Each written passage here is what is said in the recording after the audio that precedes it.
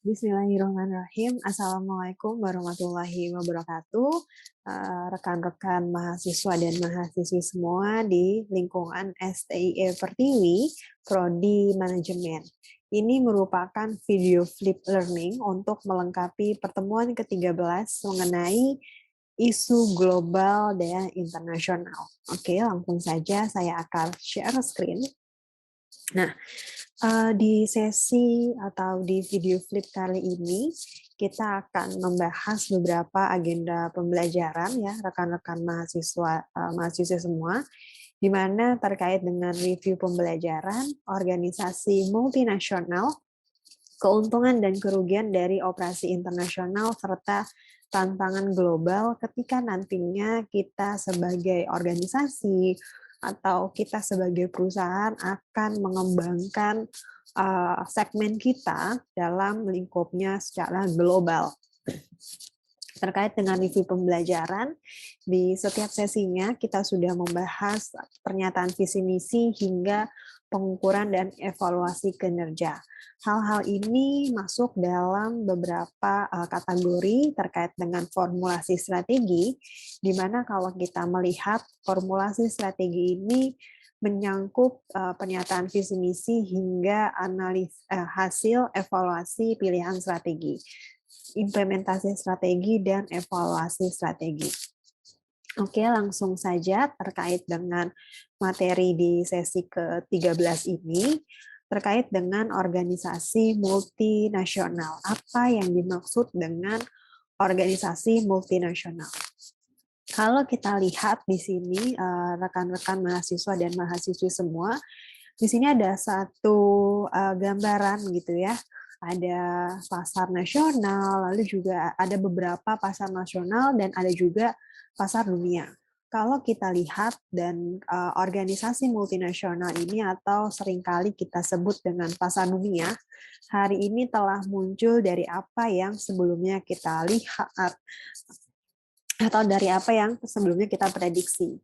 Nah, pasar dunia ini merupakan produk penggabungan atau sekumpulan dari pasar nasional yang memiliki background berbeda-beda, baik itu demografi atau baik itu negara mereka berasal. Nah, iklim bisnis hari ini telah menguntungkan dibandingkan dengan beberapa tahun sebelumnya, gitu ya, rekan-rekan mahasiswa semua. Bahwasannya pasar nasional yang tadinya berasal dari background yang berbeda gitu ya, mereka berkumpul bisa masuk dalam pasar dunia ini. Nah, kemajuan atau perkembangan yang terjadi di latar belakangi oleh komunikasi massal dan teknologi yang semakin hari semakin berkembang sangat signifikan gitu ya. Nah, masih lanjut terkait dengan organisasi multinasional ini, bahwasannya organisasi yang melaksanakan operasi bisnis gitu ya di seluruh batas nasional, di mana ini seringkali disebut juga dengan perusahaan internasional atau korporasi multinasional. Proses manajemen strategi secara konseptual, kalau kaitannya dengan organisasi multinasional atau perusahaan internasional ini, sebenarnya kurang lebih sama dengan perusahaan domestik. Tapi yang bisa membedakan atau bisa kita jadikan sebuah pembeda gitu ya. Kalau kita melihat perusahaan multinasional dengan perusahaan domestik ini kita bisa melihat dari variabel perusahaannya, di mana kalau kita lihat perusahaan internasional ini lebih kompleks gitu ya variabel-variabelnya dibanding dengan perusahaan domestik. Nah, lebih banyak waktu dan usaha yang dibutuhkan untuk melakukan atau mengidentifikasi dan mengevaluasi tren dan peristiwa eksternal dalam korporasi multinasional jika dibandingkan dengan korporasi domestik. Karena tadi ada yang namanya variabel yang lebih kompleks gitu ya di perusahaan internasional. Lalu, rentang geografis, budaya, dan perbedaan nasional, serta variasi dalam praktek bisnis ini seringkali menjadi sebuah hambatan. hambatan terjadi antara kantor pusat domestik dan operasi luar negeri karena kaitannya dengan organisasi multinasional yang bukan hanya di satu domestik aja gitu ya, teman-teman atau rekan-rekan mahasiswa semua. Nah, organisasi multinasional atau koperasi multinasional ini menghadapi resiko yang unik dan beragam karena tadi variabelnya juga jauh lebih kompleks dibandingkan dengan domestik. Misalnya nih, pengambil alihan aset, kerugian mata uang melalui fluktuasi tingkat pertukaran, larangan ekspor atau impor, tarif, dan hambatan perdagangan lainnya, misalkan pajak atau lainnya gitu ya. Sebelum memasuki kegiatan internasional ini, kita juga harus pahami betul nih prosedur atau pahami betul skema yang ada nantinya karena jangan sampai apa yang akan kita ambil itu menjadikan resiko kita atau bumerang kita sendiri.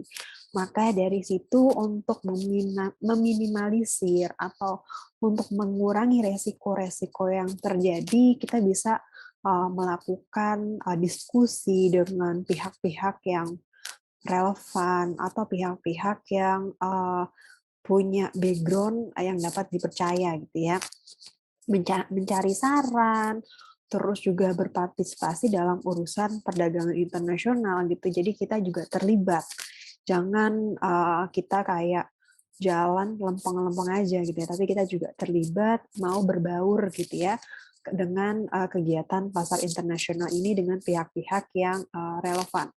Perusahaan juga dapat mengurangi beberapa risiko dalam melakukan bisnis ini secara internasional dengan misalkan menyediakan asuransi atau melakukan investasi swasta di luar negeri.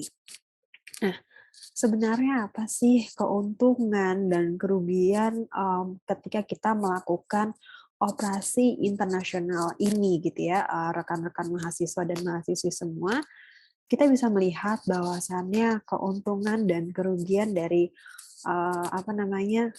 dari operasi internasional ini adalah perusahaan ini memiliki banyak alasan untuk melakukan sebuah formulasi atau memformulasikan dan mengimplementasikan strategi yang berkaitan dengan proses pengawalan, melanjutkan atau bahkan memperluas keterlibatan dalam operasi bisnis di seluruh batas negara.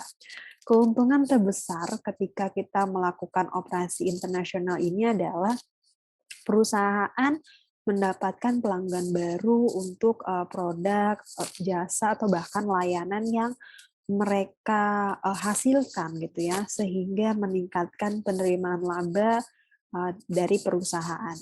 Pertumbuhan dalam penerimaan dan profit adalah sasaran organisasional umum yang seringkali menjadi ekspektasi gitu ya pemegang saham karena hal ini adalah ukuran dari keberhasilan organisasi tersebut atau perusahaan tersebut. Nah, ada beberapa keuntungan potensial yang bisa kita lihat. Di sini ada 8 keuntungan potensial ketika kita mau melakukan operasi internasional. Pertama, perusahaan dapat meraih pelanggan baru karena tadi ya, dia bukan hanya menyasar konsumen yang radiusnya 1 atau bahkan 10 kilometer aja, tapi radiusnya sangat luas gitu ya.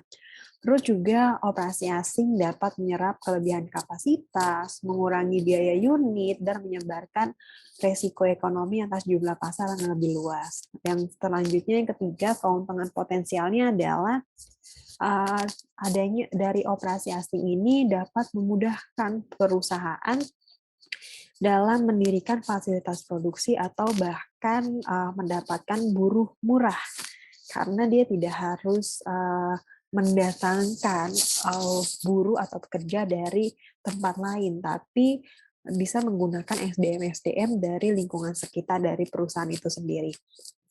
Keempat, pesaing dalam pasar asing mungkin tidak tersedia karena berbeda dengan pasar domestik. Kelima, operasi asing dapat berdampak pada tarif yang rendah, pengurangan pajak, dan perlakuan politis yang menguntungkan.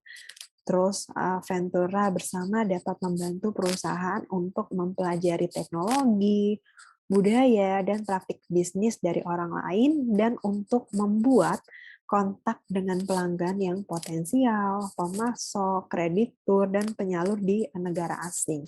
Ketujuh, skala ekonomi dapat dicapai dari operasi global daripada hanya pasar domestik, dan keuntungan yang terakhir adalah kekuatan dan prestis perusahaan dalam pasar domestik dapat meningkat secara signifikan jika perusahaan pesaing secara global. Jadi misalnya di negara A gitu ya, ada beberapa perusahaan sama misalkan yang bergerak di bidang produk herbal gitu ya.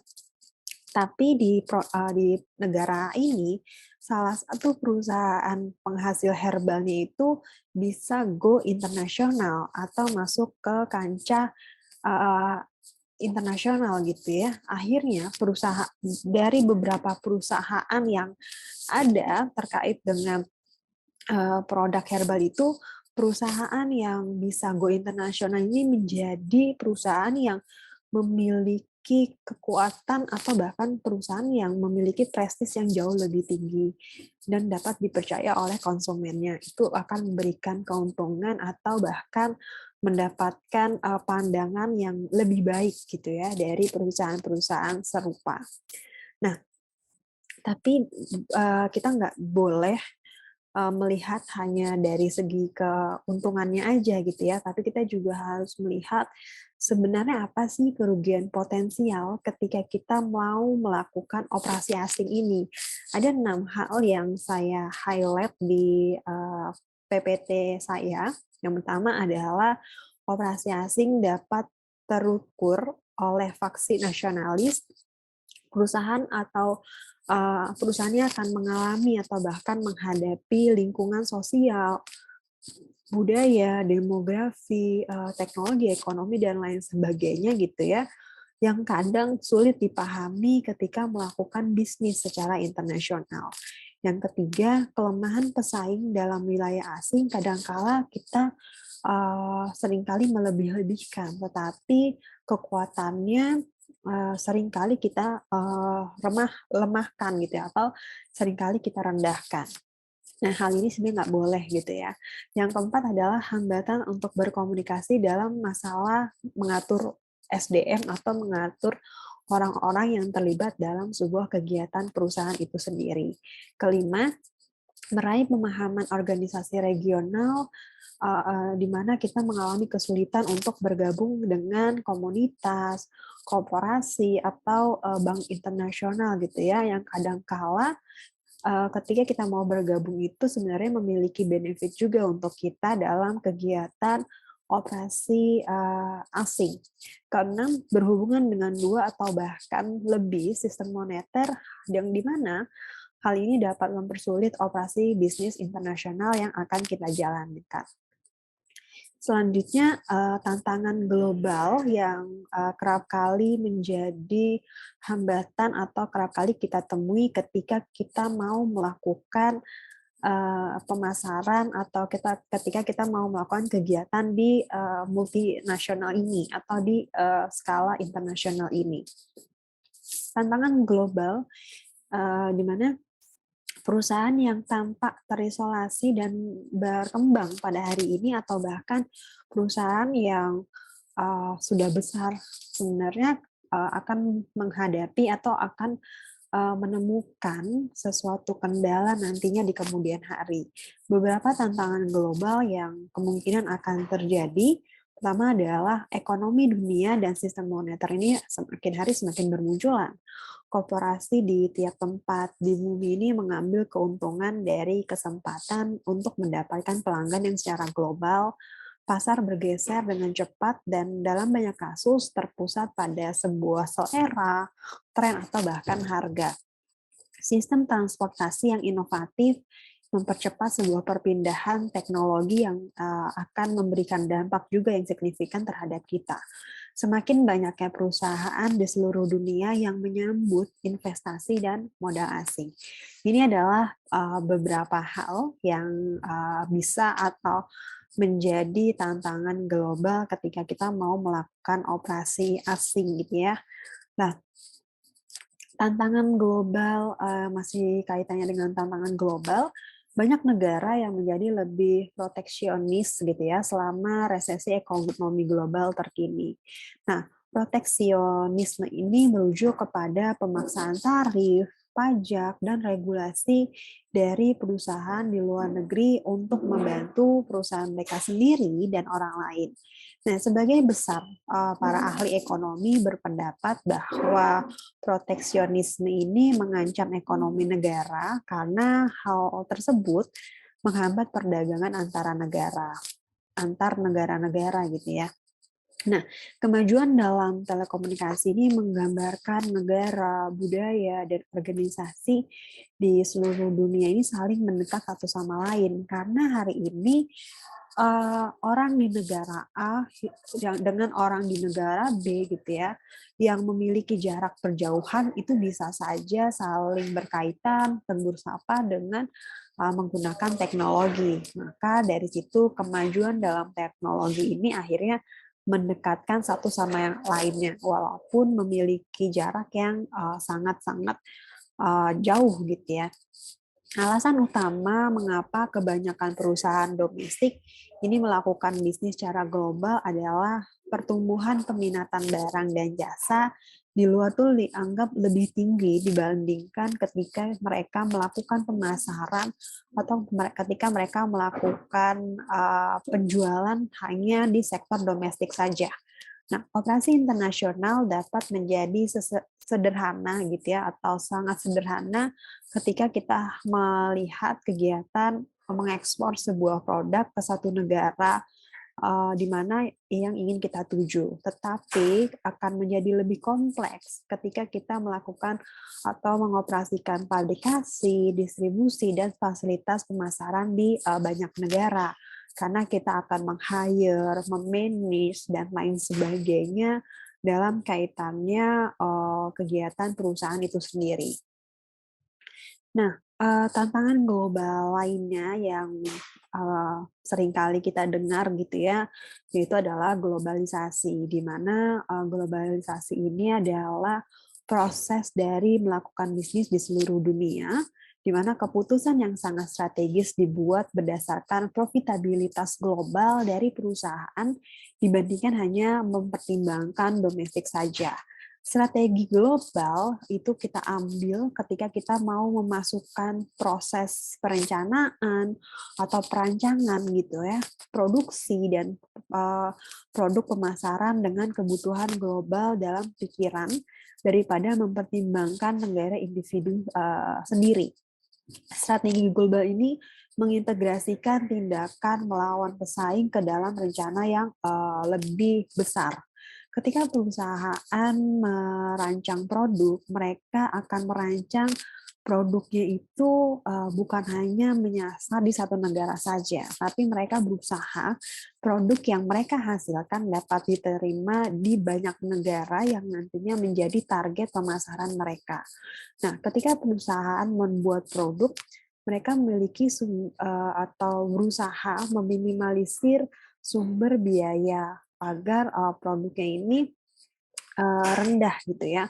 Seperti misalnya Jepang untuk semikonduktor, Sri Lanka untuk tekstil, Malaysia untuk elektronik sederhana, dan Eropa untuk presisi permesinan, dan negara-negara lain yang bisa kita lihat produk-produknya yang spesifik yang mana menjadi keunggulan dari negara-negara tersebut.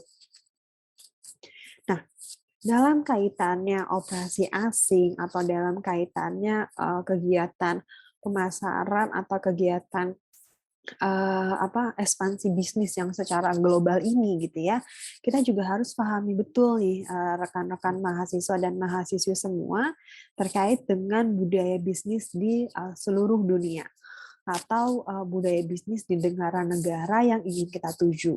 Di sini ada beberapa budaya bisnis dari Meksiko, ada Jepang, dan India. Misalnya nih, kalau kita mau melakukan kegiatan bisnis dengan orang Meksiko gitu ya, kita harus pahami betul budaya bisnis mereka. Karena Meksiko ini adalah masyarakatnya cenderung otoriter dalam beberapa hal dan mereka lebih suka dengan SDM atau pekerja yang ramah, hormat dan patuh dibandingkan dengan SDM-SDM yang cenderung bersifat inovatif, kreatif dan mandiri. Karena mereka ini menganggap kepercayaan dan karakter adalah hal yang sangat penting dalam melakukan sebuah bisnis. Orang Meksiko sadar akan status sehingga nama bisnis dan peringkatnya adalah sesuatu hal yang sangat penting. Berbeda dengan Jepang, ketika kita mau melakukan bisnis dengan orang Jepang ini menempatkan kepentingan yang tinggi kepada loyalitas kelompok dan konsensus. Orang Jepang sering berdiam diri dalam rapat untuk periode waktu yang lama dan bahkan menutup mata mereka untuk mendengarkan apa yang sedang disampaikan dengan seksama. Sedangkan dengan orang India gitu ya, pasti juga punya perbedaan nih dengan orang Meksiko, Jepang, dan negara lain. Kalau India, budaya bisnisnya adalah mereka tidak suka dengan kata tidak. Baik itu dilontarkan secara verbal maupun dilontarkan secara nonverbal. Orang India lebih suka melakukan bisnis dengan orang yang telah membangun kepercayaan atau membangun hubungan secara intens dengan mereka. Karena mereka sangat aware, karena mereka sangat menomorsatukan rasa saling percaya dan menghormati satu sama lain. Dan ketepatan waktu adalah hal yang sangat penting. Jadi kalau teman-teman mau berbisnis nantinya dengan orang India, jangan telat-telat gitu ya datangnya atau beralasan apalah gitu. Karena mereka sangat mengusung saling percaya dan menghormati.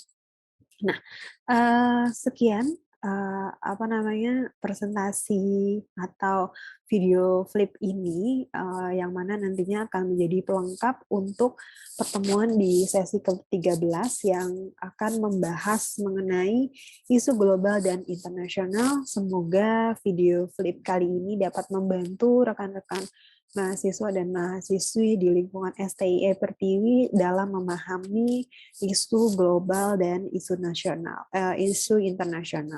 Terima kasih rekan-rekan mahasiswa dan mahasiswi semua. Sekian dari saya. Wabillahi taufiq wal hidayah. Wassalamualaikum warahmatullahi wabarakatuh.